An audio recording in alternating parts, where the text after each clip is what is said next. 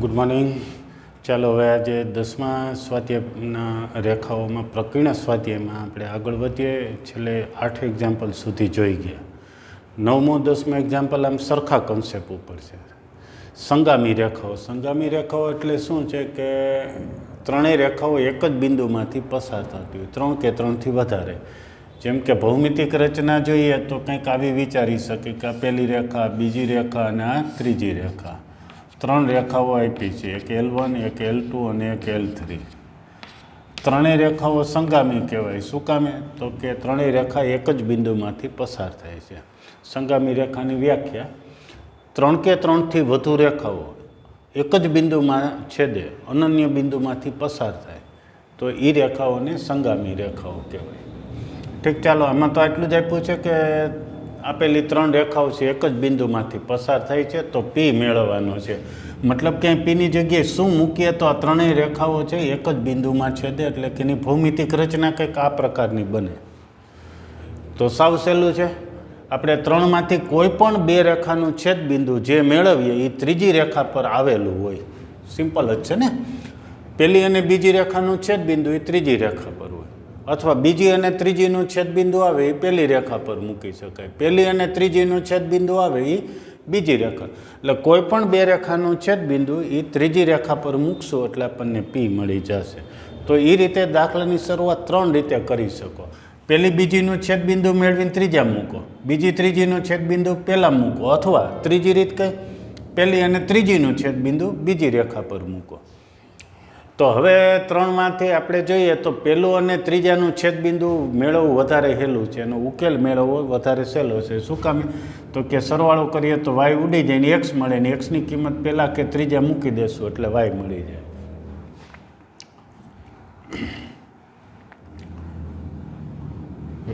તેથી કોઈ પણ 2 રેખાનું છેદબિંદુ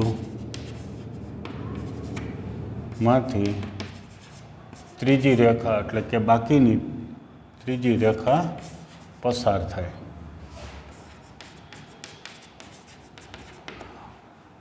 કોઈ પણ 2 રેખાના છેદબિંદુમાંથી ત્રીજી રેખા પસાર થાય એટલે આપણે સમીકરણ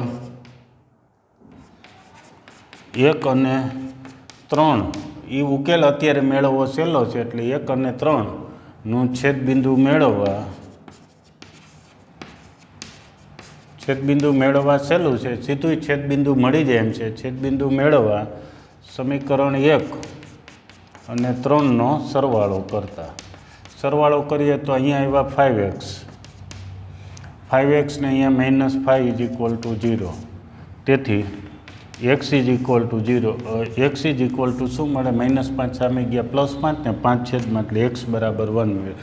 x બરાબર 1 સમીકરણ 1 અથવા 3માં મૂકી દો. ધારો કે x બરાબર 1 સમીકરણ 1માં મૂક્યા, અહીંયા મૂક્યા તો આ 3 - 2 એટલે +1, સામે ગયા તો y બરાબર -1 મળ્યા. તેથી સમીકરણ 1 અને 3નું છેદબિંદુ, સમીકરણ એટલે કે રેખા પણ કહી શકો, બરાબર? સમીકરણ એ રેખાના સમીકરણ છે. તેથી રેખા 1 અને 3નું છેદબિંદુ શું મળ્યું છે? x આમ 1 ને y આમ -1 છે. આ છેદબિંદુ છે એ ત્રીજી રેખા પર, જે આ છેદબિંદુ 1 - 1 માંથી ત્રીજી રેખા પસાર થાય. શું કામ પસાર થાય? તો કે ત્રણેય રેખાઓ એક જ બિંદુમાંથી પસાર થાય છે. એટલે પહેલી બીજી રેખાનું છેદબિંદુ જે મળ્યું છે, સામાન્ય બિંદુ મળ્યું છે, છેદબિંદુને સામાન્ય બિંદુ પણ કહેવાય. તો એ ત્રીજી રેખા એમાંથી પસાર થાય, અથવા ત્રીજી રેખા પર આવેલું છે. તો બીજી રેખા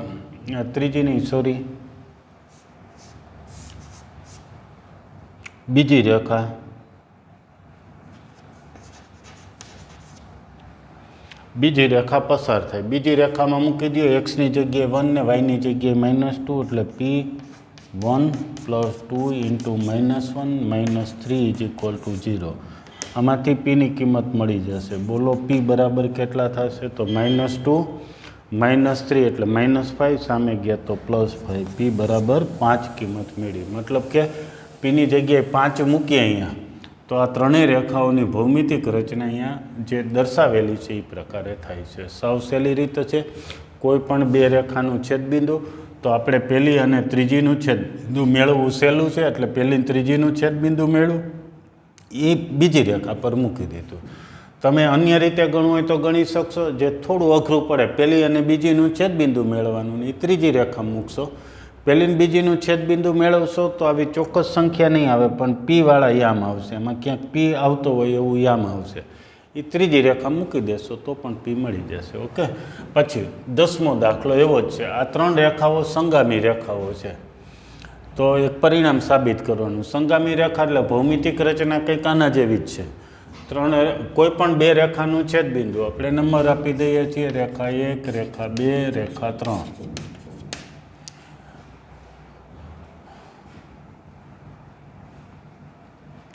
કોઈ પણ બેનું તો સમીકરણ 1 અને 2નું છેદબિંદુ મેળવવું છે. છેદબિંદુને સામાન્ય બિંદુ પણ કહેવાય. બરાબર છે. સામાન્ય એટલે બંનેમાં આવતું એવું બિંદુ. સામાન્ય બિંદુ મેળવવું છે તો બાદબાકી કરીએ કે સરખાવતા એવો શબ્દ વાપરી શકાય. સરખાવતા કે બાદબાકી કરીએ. બાદબાકી કરીએ તો વાય ઉડી જાય અથવા સરખાવીએ તો m1x + c1 બરાબર m2x + c2. આપણે x મેળવવો છે. એ x મળી જાય એટલે એ આપણે પહેલાં કે બીજા સમીકરણમાં મૂકશું તો y મળી જશે. xy મળે એટલે કે છેદબિંદુ મળી ગયું. એ છેદબિંદુ મળે એ ત્રીજા સમીકરણમાં મૂકશું. ઇન શોર્ટ હાવ ટૂંકી રીત પહેલાં બીજાનું છેદબિંદુ મેળવીને ત્રીજા મૂકવાનું છે એટલે પરિણામ સાબિત થઈ જાય. તો આ x વાળું આ બાજુ લઈ લે, c1 સામે જાય. x વાળો આ બાજુ એમાંથી x કોમન લઈ લઈએ એટલે m1 - m2 × x બરાબર c2 - c1 થયું. તેથી x બરાબર c2 - c1 / m1 - m2. આ કિંમત સમીકરણ 1માં મૂકીએ કે 2માં મૂકીએ. આ કિંમત તો સમીકરણ 1માં મૂકતા જેનો ઉકેલ મેળવતો એ બેમાંથી કોઈ પણમાં 1માં મૂકી શકાય. તો સમીકરણ 1માં xની જગ્યાએ મૂકી દઈએ તો y બરાબર m1 xની જગ્યાએ c2 - c1 / m1 - m2 + c1. તેથી લસા લઈ લઈએ m1 - m2. m1 - m2 લસા લઈએ તો આ m1 - m2 c1 સાથે ગુણાશે. અહીંયા m1 બંને સાથે ગુણાય તો m1 c2 - m1 c1. અહીંયા ગુણીએ તો પ્લસ c1 m1 અથવા m1 c1 જે ક્રમમાં લખો તે ચાલે. m1 c1 - m2 c1.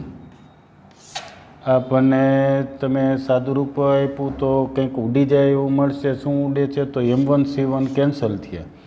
શું મળ્યું? y બરાબર m1 c2 - m2 c1 / m1 - m2 મળ્યા.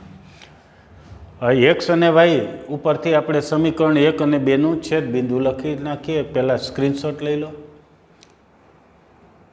પછી આગળ ગણીએ છીએ. હવે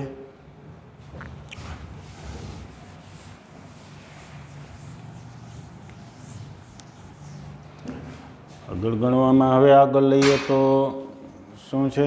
તેથી રેખા 1 અને 2નું છેદબિંદુ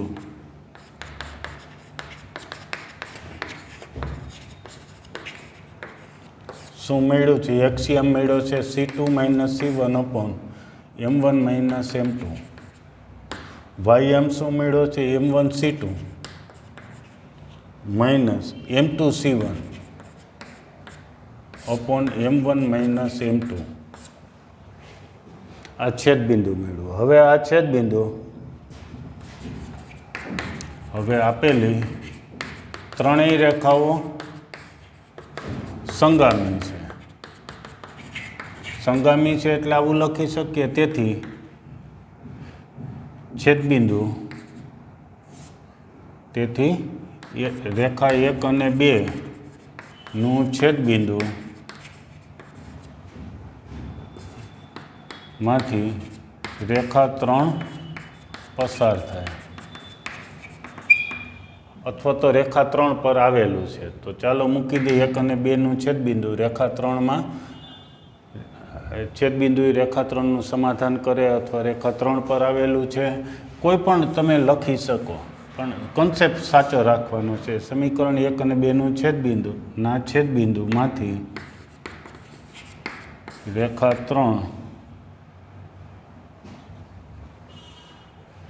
1 અને 2નું છેદબિંદુમાંથી રેખા 3 પસાર થાય અથવા રેખા 3 પર આવેલું છે અથવા રેખા 3નું સમાધાન કરે.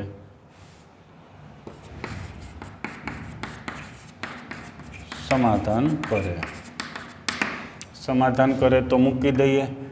વાયની જગ્યાએ વાય મૂકીને એક્સની જગ્યાએ એક્સ એટલે વાય બરાબર શું થશે? m1c2 minus m2c1 upon m1 minus m2 બરાબર m3 એક્સની જગ્યાએ c2 minus c1 upon m1 minus m2 plus c3.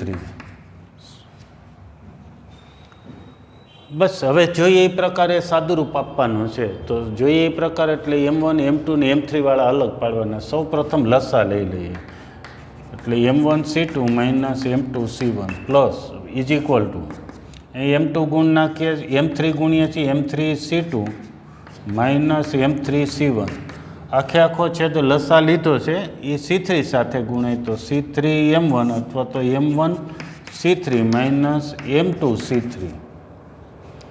હવે ગોઠવવા માંડીએ. સૌ પ્રથમ m1 વાળા બે પદ છે એમાંથી m1 કોમન તો અહીંયા c2 છે અને સામે m1 વાળા હજી એક છે c3 એ આ તરફ આવ્યા. આ બંનેમાંથી m1 કોમન. પછી m2 વાળા જોઈએ તો એક અહીંયા છે અને એક m2 વાળું અહીંયા છે. એ માઇનસ વાળું આ બાજુ એટલે પ્લસ m2 થશે. એ m2 કોમન લઈ લઈએ છીએ એટલે c3 અને અહીંયા માઇનસ c1 છે પ્લસ m3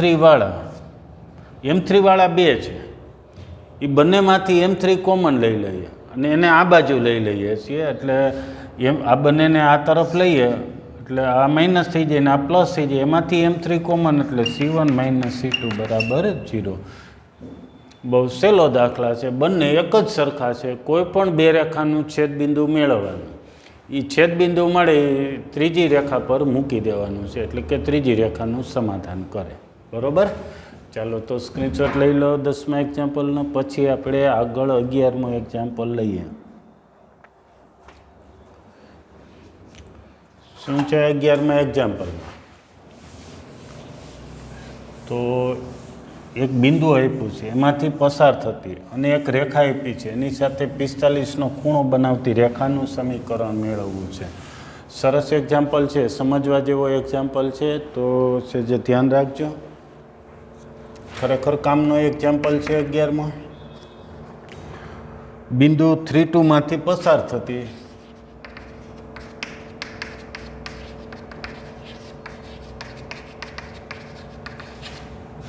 અને એક રેખા આપી છે x minus 2y is equal to 3 સાથે 45 અંશનો ખૂણો બનાવતી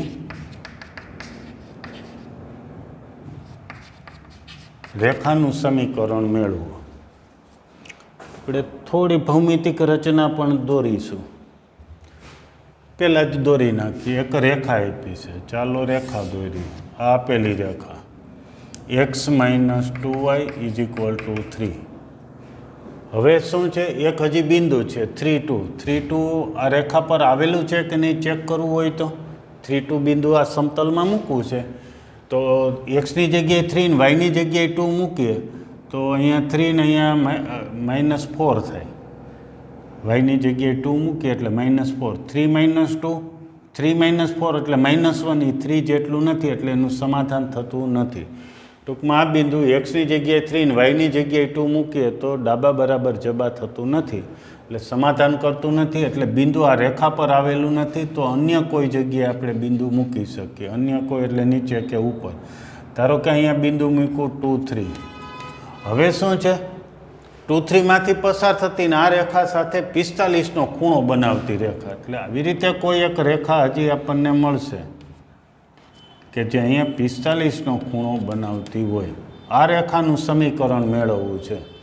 એ રેખાનું સમીકરણ મેળવવું હોય તો બિંદુ આપેલું છે, જો આનો ઢાળ મળી જાય તો થઈ જાય. તો બિંદુ ઢાળ ઉપરથી આ રેખાનું સમીકરણ મળી જાય. બિંદુ આપેલું છે, આનો ઢાળ મળવો જોઈએ. ઢાળ કેમ મળે?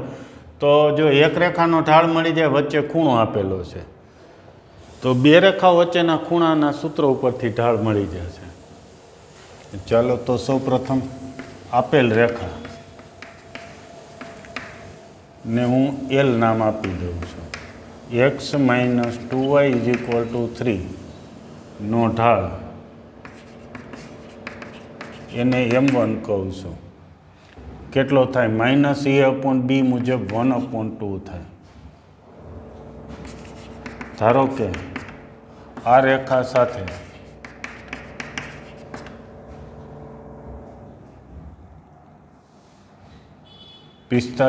નો ખૂણો બનાવતી રેખા બીજી છે, એનો ઢાળ m2 અથવા m2 બરાબર m છે. tan આલ્ફાનું સૂત્ર એ પ્રમાણે tan 45 m1 એટલે પહેલી રેખાનો ઢાળ, -m2 એટલે બીજી m1 - m2/1 + m1 × m2. tan 45 એટલે 1 થશે અને અહીંયા લસા લઈ લઈ. સૂત્ર યાદ આવી ગયું, m1 - m2/1 + m1 m2. અને અહીંયા બે રેખા વચ્ચેનો ખૂણો મૂકી દે. આ સૂત્રનો ઉપયોગ એવી રીતે છે કે એક રેખાનો ઢાળ ને એક ખૂણો મૂકો તો બીજી રેખાનો ઢાળ મળી જાય. બે રેખાના ઢાળ આ સૂત્રમાં મૂકી દો તો એમની વચ્ચેનો ખૂણો મળી જાય. ઓકે, તો સૌ પ્રથમ tan 45 એટલે 1 ને અહીંયા 2 લસા લઈએ. 2 લસા લઈએ એટલે 1 - 2m. 2 સામે ગયા, 2 અહીંયા આવશે એટલે 2 + m અને tan 45 એટલે 1. આમાંથી એમ મેળવવા છે તો શું કરવાનું? તો જ્યારે જ્યારે આવું માનાંકવાળું પદ આવે ત્યારે માનાંક છોડીએ એટલે ± લખી નાખવાનું. ± કાં અહીંયા લખવાના અને કાં સામે લખવાના.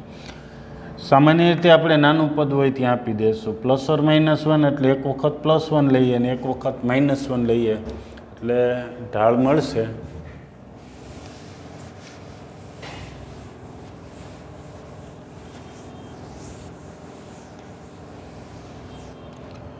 ચાલો તો જુદા પાડીએ છીએ. 1 - 2m/2 + m = 1 અથવા 1 - 2m/2 + m = -1. આટલું થયું ±1. એટલે એક વખત +1 લખ્યા છે, એક વખત -1. આમાંથી એમ મેળવવા છે. બોલો શું કરશું? શું કરીએ તો એમ મળે?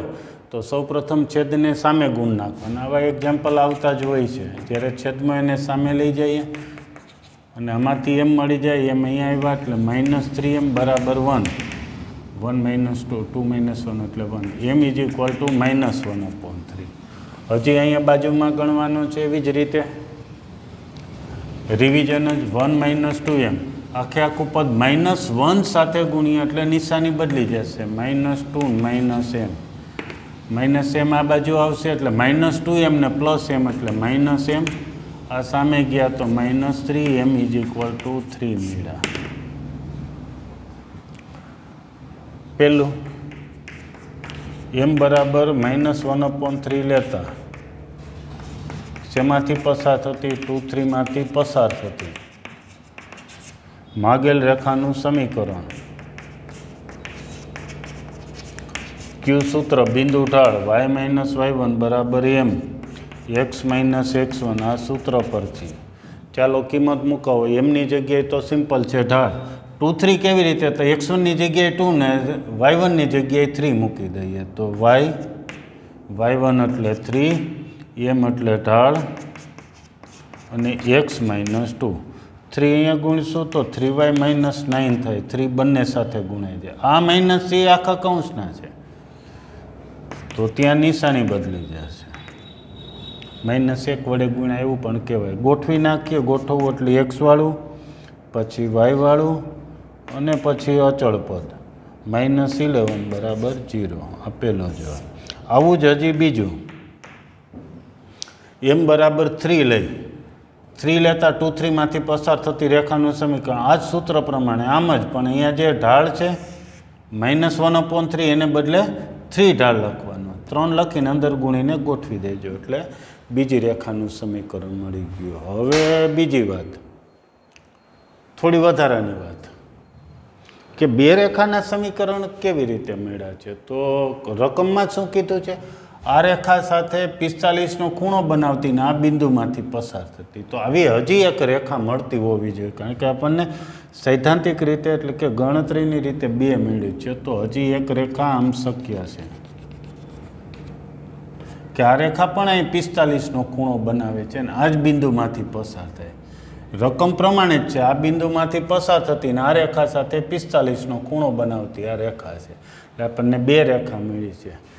પછી હજી બીજી વસ્તુ જુઓ તો બંનેના જે ઢાળ મળ્યા છે એ ઢાળનો ગુણાકાર કેટલો મળ્યો છે, -1. તો આ બે ઢાળવાળી એટલે કે જે જવાબ આવ્યો છે એટલે કે માગેલ રેખા છે બે પરસ્પર લંબ થાય છે, કારણ કે બેયના ઢાળનો ગુણાકાર -1 થાય છે. તો આ લંબ થાય તો ક્યાંય લંબ થશે, કારણ કે આ બે 45 ખૂણો છે. ત્રિકોણમાં ટોટલ ત્રણેય ખૂણાનો સરવાળો 180 થાય, એમાં બે 45 એટલે અહીંયા 90 ખૂણો થાય. 90 એટલે કે બે રેખા લંબ થાય. તો આપણને ખરેખર જે બંને રેખા મળી છે એ લંબ રેખા એટલે મળેલી છે. તો સરસ એક્ઝામ્પલ છે, સહેલો એક્ઝામ્પલ છે. ચાલો તો પણ એક લખી નાખો, બે વખત સમજી લેજો. 12મો એક્ઝામ્પલ.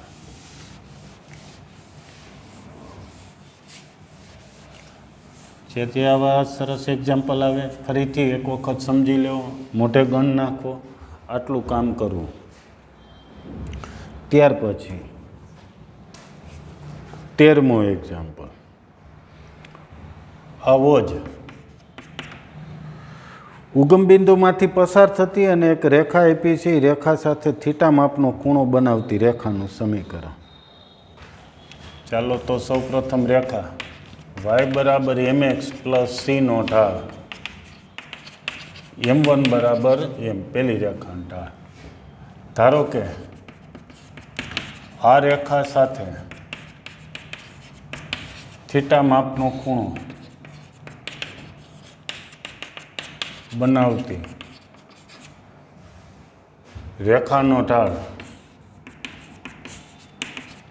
m2 છે. એમ તો નહીં લઈ શકીએ, એમ તો આપ્યો જ છે. બીજી રેખાનો ઢાળ m2 છે. આમાં પણ એમ જ છે કંઈક, આ રેખા સાથે થીટા માપનો ખૂણો બનાવતી બીજી રેખાનો ઢાળ m2 છે. આપણે m2 મેળવવાના છે. એક ઢાળ તો આપ્યો જ છે એમ, બીજી રેખાનો ઢાળ m2.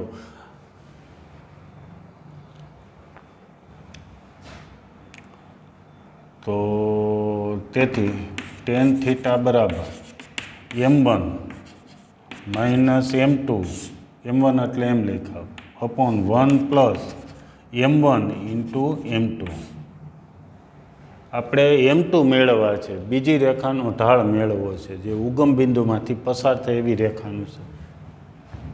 તો m2 મેળવવા શું કરીએ, સૌ પ્રથમ માનાંક દૂર કરીએ. માનાંક દૂર કરીએ એટલે પ્લસ ઓર માઇનસ એટલે એક વખત પ્લસ tan થીટા અથવા બીજી વખત માઇનસ tan થીટા, એટલે plus or minus tan theta બરાબર. પછી એક વખત પ્લસ લેવાનું અથવા બીજી વખત માઇનસ લેવાનું. એક વખત બરાબર પ્લસ tan થીટા, બીજી વખત બરાબર માઇનસ tan થીટા. એટલું આવડું, હમણાં ગણ્યું એમ જ. હવે અહીં છેદ સામે ગુણાઈ જાય એટલે m1 માઇનસ m2 એટલે m minus m2 is equal to tan theta સાથે છેદ ગુણીએ તો tan theta plus m2 tan theta, અથવા અહીંથી m મેળવીએ, એક સાથે જ બેયનું સાદુરૂપ આપી દઈએ તો ચાલશે. એક સાથે આપી દઈએ, થોડું ટૂંકમાં પતે. અમે આપી શકો જુદું જુદું, હું એક સાથે જ આપી દઉં છું, કારણ કે હું બીજો કોઈ રિયલ ગુણાકાર થવાનો નથી. એટલે ચાલશે.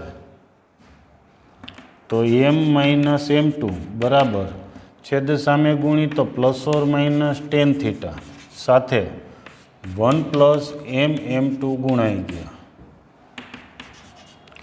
m માઇનસ m2 ±tan θ ગુણ્યા 1 સાથે તો ±tan θ ±m2 tan θ. આપણે m2 મેળવવા છે તો m2 વાળા એક તરફ બાકી બધા સામે. તો ચાલો એવી રીતે લખીએ છીએ. તો અહીંયા -m2 ઓલાવશે આ બાજુ ± અથવા આને સામે જવા દઈએ અને આ તરફ લઈ લઈએ એટલે m આ પ્લસ tan θ ના આવે તો માઇનસ થાય, માઇનસ જઈએ આ બાજુ હોય તો પ્લસ, એટલે તમે જો ± ના મેં લખ્યું છે -tan θ બરાબર. આ -m2 સામે ગયા તો +m2 ને અહીંયા છે ±m2 tan θ. આપણે ભૂલી જતા ને m2 મેળવવા છે. m2 મળી જાય એટલે બિંદુ મળી ગયું, ઢાળ મળી ગયો. પછી ઢાળ અને ઉગમ બિંદુમાંથી પસાર થતી રેખાનું સમીકરણ મેળવવું છે એટલે બિંદુ ઢાળથી થઈ જશે. હમણાં ગણો એ જ પ્રકારનો એક્ઝામ્પલ. ચાલો m2 મેળવવા છે તો અહીંયા ફરીથી તેથી m -tan θ = m2 કોમન લઈએ શું વિથ 1 ± m tan θ. તેથી m2 બરાબર શું થયું? ઢાળ શું મળ્યો? m -tan θ આ છેદમાં આવ્યા 1 ± m tan θ. આ ઢાળ મળી ગયું. એક સાથે બે ઢાળ આમાં આવી ગયા છે. આવી રીતે બે એક સાથે છે તો અહીંયા માઇનસ હોય ત્યારે આ પ્લસ નિશાની, બીજી નિશાની લઈએ તો બંનેમાં બીજી નિશાની જ લેવાની એટલે અહીં પ્લસ અહીંયા માઇનસ. એવી રીતે બે ઢાળ મળ્યા. છૂટા પાડીને આ ગણતરી થઈ શકે અને આમ પણ લખી શકાય. એ પણ હજી કહી દઈએ એમ ±tan θ લખો તો છેદમાં -+m લખવાના. બે એક જ વસ્તુ છે. તમે આને બેને છૂટા પાડો અને આને બેને છૂટા પાડો તો બે ઢાળ સરખા થાય. છૂટા એટલે અહીંયા માઇનસ તો છેદમાં પ્લસ લેવાના, પ્લસ તો છેદમાં માઇનસ લેવાના. અહીંયા પણ એ જ વસ્તુ લખી છે. પ્લસ ત્યારે માઇનસ છે, માઇનસ છે ત્યારે પ્લસ છે. તેથી ઉગમ બિંદુ 0 0 માંથી પસાર થતી માગેલ રેખાનું સમીકરણ y - y1 બરાબર m અથવા y બરાબર mx પરથી એમ ચાલશે.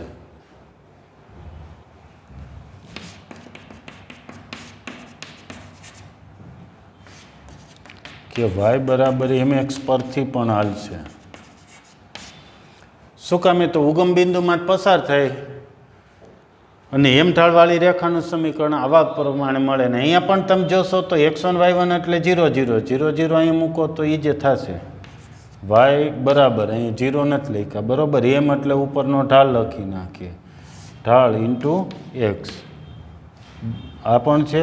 બીજી રીતે લખવું હોય સાબિત કરવાની છે રીતે એટલે y/x બરાબર અહીંયા જે m છે એ ઢાળ અહીંયા લખી નાખો એટલે કે ઉપરથી m ±tan θ / 1 -+m tan θ.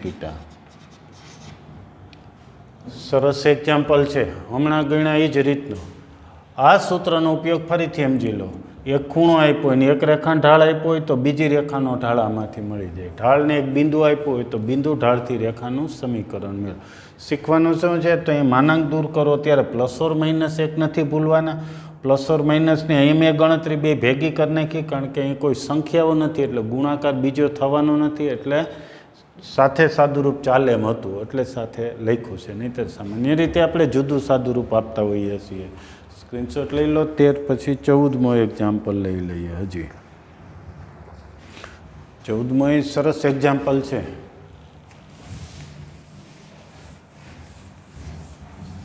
જોકે સહેલો છે, સમજાઈ જાય એવો એક્ઝામ્પલ છે.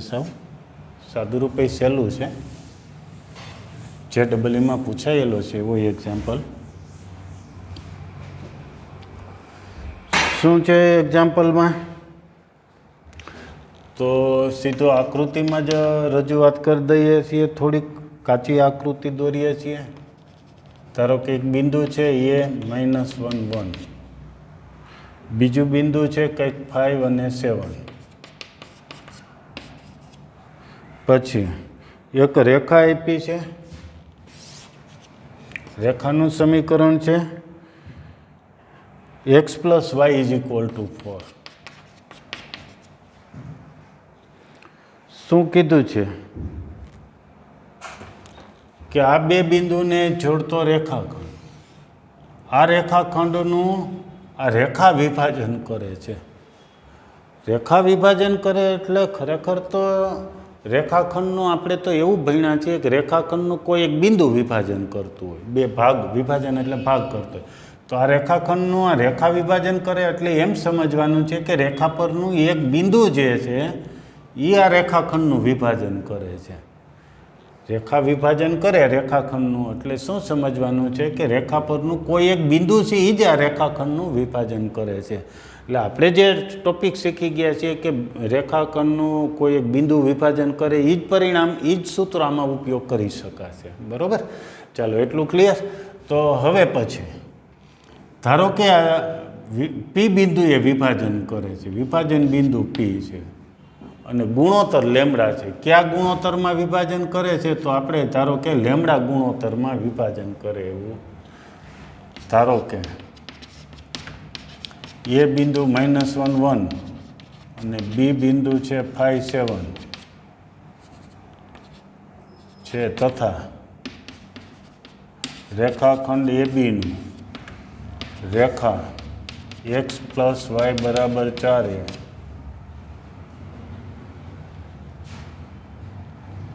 λ/1 ગુણોત્તરમાં પી બિંદુએ વિભાજન કરે છે. આકૃતિમાં દેખાય છે, લખી નાખ્યું છે, એને બી નામ આપી દીધા. પછી ધારો કે આ રેખાખંડનું છે એ આ રેખા પી બિંદુએ λ/1 ગુણોત્તરમાં વિભાજન કરે છે. શબ્દોની રચનામાં ફેરફાર કરી શકો એટલે કરી જ નાખીએ છીએ આપણે. ફેરફારમાં આટલું લખી શકો.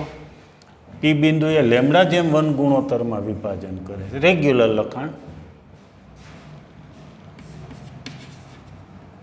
પી બિંદુએ λ/1 ગુણોત્તરમાં વિભાજન કરે છે. તેથી પીના યામ શું સૂત્ર છે? λx2 + x1 / λ + 1. λx2 + x1 / λ + 1 આવો જ વાયામ. આ સૂત્ર પ્રમાણે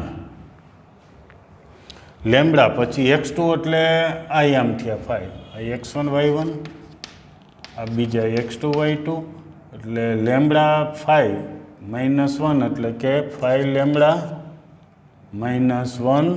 / λ + 1.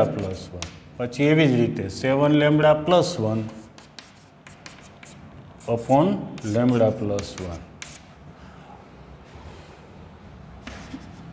અહીં બિંદુ પી એ રેખા x + y = 4 પર છે, અથવા તો રેખા છે બિંદુ પીમાંથી પસાર થાય છે. શું કામે?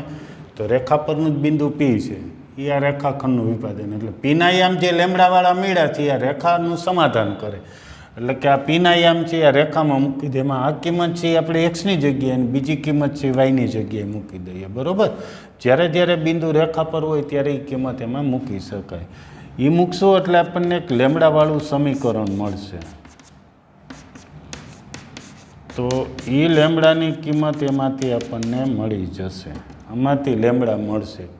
મેળવવા કેવી રીતે? તો સૌ પ્રથમ લસા 5 λ - 1 7 λ + 1 બરાબર આખે આખું 4 સાથે ગુણાય તો 4 λ + 4 થયા. સાદુરૂપ આપી તો 5 ને 7 12, 12માંથી 4 ગયા એટલે 8 લેમડા વધ્યા છે.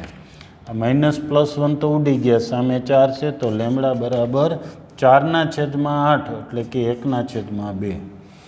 તેથી માગેલ વિભાજન ગુણોત્તર 1/2 એટલે કે 1/2 છે. જે માગેલ વિભાજન ગુણોત્તર છે. માગેલ વિભાજન ગુણોત્તર આ રીતે આપણે મેળવી શકીએ છીએ. પછી એક બીજી હજી ટૂંકી રીત છે એમસીક્યુ માટેની. એમસીક્યુ માટે શું છે તો એક માઇનસ લખવાના છે. પછી આ પેલું બિંદુ છે એ રેખામાં મૂકી દો. એક્સની જગ્યાએ -1 ને બીજી વાયની જગ્યાએ 1 મૂકો એટલે -1 +1 અને 4 આ તરફ આવે એટલે -4 એટલું થયું. બરાબર, 4ને આ તરફ લઈ લીધા છે. આ બિંદુની કિંમત, પહેલા બિંદુની કિંમત રેખા મૂકી. હવે બીજા બિંદુની મૂકો. એક્સની જગ્યાએ 5, વાયની જગ્યાએ 7 અને -4. સાદુરૂપ આપીએ તો અંશમાં કેટલા માઇનસ, પછી અંશમાં -4 ને છેદમાં જોશો તો 8 વધ્યા છે એટલે કે 1/2 થશે. આ બીજી રીત. શું રીત હતી? બિંદુ છે આ રેખા મૂકો. પેલું બિંદુ એક્સની જગ્યાએ -1, વાયની જગ્યાએ 1. પછી બીજું બિંદુ રેખા મૂકી દો અને આગળ માઇનસ નિશાની મૂકો તો પણ વિભાજન ગુણોત્તર મળી જાય. આ વિભાજન ગુણોત્તર છે એ તરફથી મળેલો છે આપણને. એટલે કે અત્યારે જે આકૃતિમાં તો 1/2 ગુણોત્તર એટલે આ 1 ભાગ છે ને આ 2 ભાગ એવું થયું છે. બી તરફથી આનો જ ગુણોત્તર લખવો હોય તો 2/1 કહેવાય. આ 2 ભાગ ને આ 1 ભાગ. એ તરફથી 1/2 ગુણોત્તર ને બી તરફથી 2/1 ગુણોત્તર કહેવાય. ઓકે, ચાલો તો આપણે એક સ્ક્રીનશોટ લઈ લો અને એક હજી 15મું એક્ઝામ્પલ ગણ નાખીએ, પછી આપણે આગળ જોશું.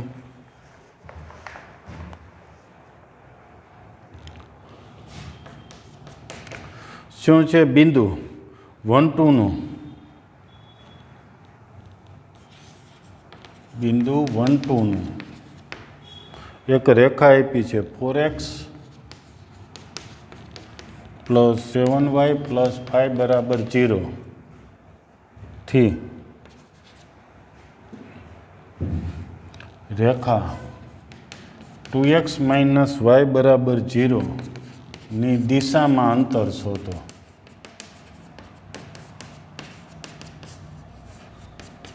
ચાલો અંતર મેળવવાનું છે. બિંદુનું એક રેખાથી બીજા એક બિંદુની દિશામાં અંતર મેળવવું છે. આ બિંદુનું આ રેખાથી અંતર મેળવવું છે. ચાલો કાચી આકૃતિ સમજાય એટલા માટે શું કહેવા માંગે. એક બિંદુ 1, 2 છે. ક્યાંય બિંદુ 1, 2 હશે.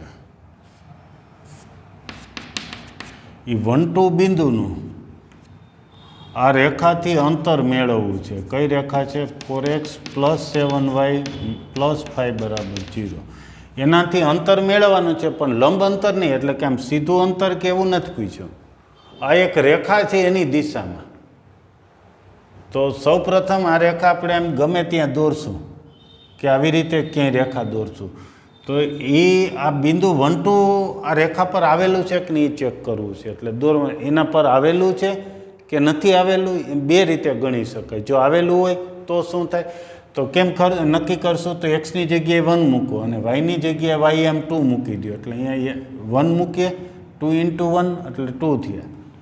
આ ym2 છે અહીંયા મૂકશો વાયની જગ્યાએ તો એ 2 થયા. 2 - 2 એટલે 0. એટલે કે ઓલું બિંદુ છે આ રેખાનું સમાધાન કરે છે. ડાબી જમણી બાજુ સરખી આવી જાય છે એટલે સમાધાન કરે છે. તેથી આ બિંદુ એ આ રેખા પર આવેલું છે. તો ધારો કે આમ એ રેખા થાય છે.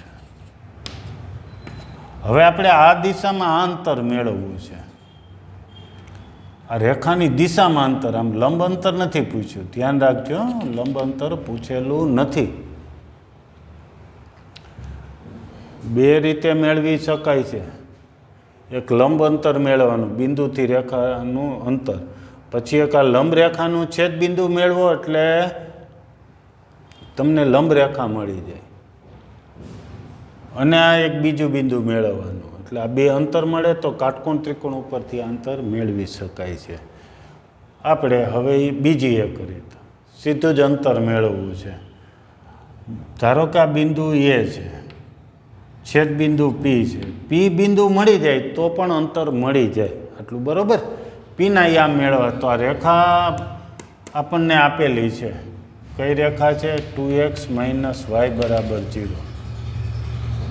આ બે રેખાનું છેદબિંદુ મેળવીએ એટલે પી થાય. પી મળી ગયા પછી આ અંતર પી એ મળી જશે. ચાલો સહેલો છે એક્ઝામ્પલ, સમજવામાં ધ્યાન રાખજો. સૌપ્રથમ ચેક કરી એક આ રેખાનું સમીકરણ લખી નાખીએ. પછી આ બિંદુ આ રેખા પર છે. રેખા 4x + 7y - 5 = 0. આ પહેલી રેખા. પછી આ બિંદુ છે એ આ રેખા પર આવેલું છે એ કહી દઈએ. એક પછી એક આપણે એ ટોપિક્સ કહેતા જ જઈએ અને લખતા જઈએ. પહેલાં જો ચેક કરી લઈએ એટલે કામ પતવા માંડે ધીમે ધીમે. તો બિંદુ 1 2 એ રેખા 2x - y = 0 નું સમાધાન કરે છે. સમાધાન કરે છે એ કેમ ખબર પડે? તો સિમ્પલ છે. આ એક્સની જગ્યાએ 1 મૂકો ને વાયની જગ્યાએ 2 મૂકો. ડાબી ને જમણી બાજુ સરખી આવી જાય તો સમાધાન કરે છે. તેથી બિંદુ અથવા તો રેખા 2x - y = 0 એ 1 2 માંથી પસાર થાય છે.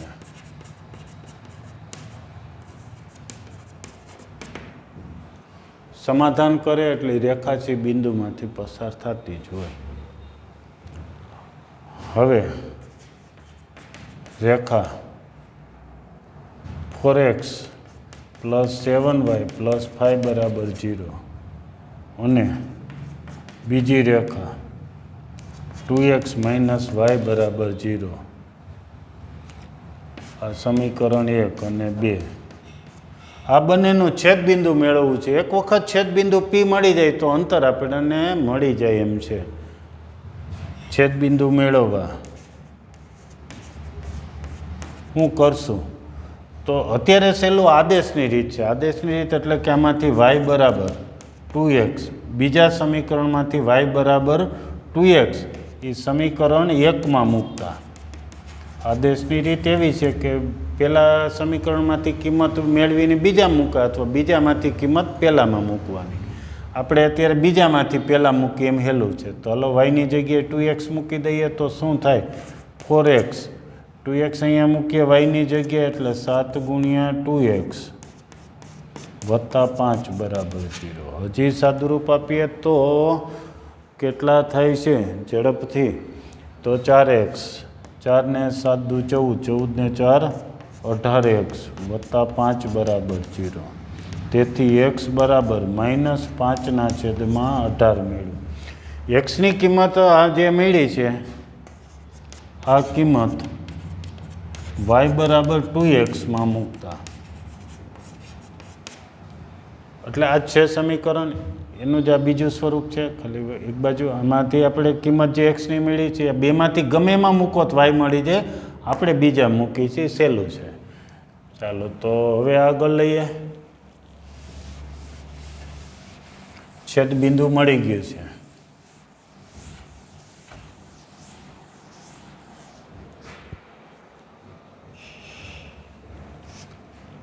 તેથી y = 2 પછી x એટલે -5/18 એટલે -10/18. તેથી છેદબિંદુ P નામ આપવું તો x આમ -5/18, y આમ -10/18.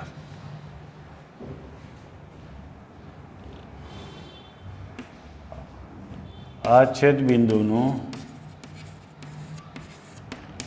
આપેલ બિંદુ એ 1 2 થી અંતર એટલે કે AP બરાબર વર્ગમૂળમાં શું છે અંતર સૂત્ર? તો એક્સિયામોની બાદબાકી. એ અને પી માટે અંતર સૂત્ર 1 - 5/18 સ્ક્વેર, પછી 2 વાયામોની તો બાદ બાકી 2 માઇનસ 10/18 સ્ક્વેર. હજુ સાદુરૂપ આપીએ. 18 ને 5 23/18 વર્ગ. 18 લસા 18 દુ 36 ને 10 46 સ્ક્વેર. સાદુરૂપ થોડુંક સરસ રીતે આપી, સીધો વર્ગ નથી કરવા માંડવો. તમે જો તો અંશમાંથી 23 અહીંયા છે ને 23 દુ એટલે 23 અહીંયા પણ છે, છેદમાં 18 છે. 23/18 સામાન્ય લઈ લઈએ. આમ અંદર વર્ગ છે, એ વર્ગ બાર લઈ લઈએ એટલે વર્ગમૂળની અંદરથી વર્ગ બાર લઈએ એટલે ખાલી 23/18. એટલે વર્ગમૂળની અંદરથી કેટલા સામાન્ય લીધા કહેવાય? વર્ગ 23/18 વર્ગ બાર લીધો છે એટલે અહીંયા વિધા 1, અહીંયા વિધા છે 2 સ્ક્વેર. એટલે 23/18 અને વર્ગમૂળમાં 5. આટલા એકમ અંતર એ માગેલ અંતર થયું કહેવાય. સરસ એક્ઝામ્પલ છે, ખાસ અઘરું નથી. આકૃતિ દોરાઈ જાય પછી જ સાવ સહેલું છે. આ અંતર મેળવવું છે કેમ મળે?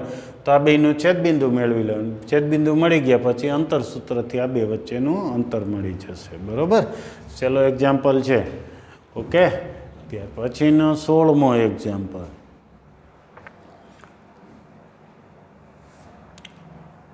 છેદબિંદુમાંથી પસાર થતી એક રેખાની દિશા મેળવવાની છે. એ આપણે હવે નેક્સ્ટ લેક્ચરે જોશું. બરાબર, અહીં સુધીના એક્ઝામ્પલ તૈયાર કરી નાખજો. Okay, thank you.